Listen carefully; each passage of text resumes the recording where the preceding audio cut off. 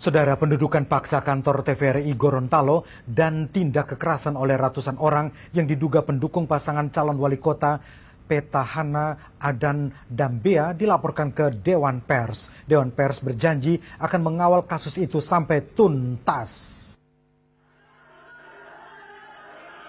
Inilah video amatir penyerangan kantor TVRI Gorontalo, Sulawesi Tenggara, Senin petang lalu. Dalam video ini terlihat ratusan orang yang diduga pendukung pasangan calon petahana Adnan Dambea, Indrawanto Hasan, memasuki paksa kantor TVRI Gorontalo dan menghakimi sejumlah wartawan. Menindaklanjuti peristiwa tersebut, di Jakarta Rabu siang, Direktur Program dan Berita TVRI didampingi IJTI dan AJI mendatangi dan mengadukan ke Dewan Pers.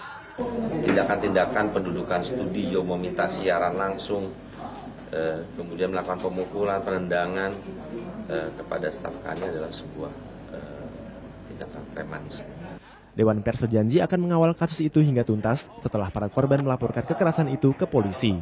Dan Dewan Pers akan terus memonitor dan memantau persoalan ini, jadi pelajaran juga bagi kita pers untuk terus mencermati kualitas jurnalistiknya. Senin petang lalu, sekitar 300 pendukung pasangan calon wali kota petahana menerobos masuk, menduduki serta merusak fasilitas di dalam gedung kantor TVRI Gorontalo.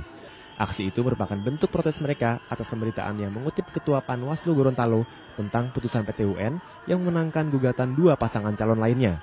Don Vito Samarta melaporkan dari Jakarta.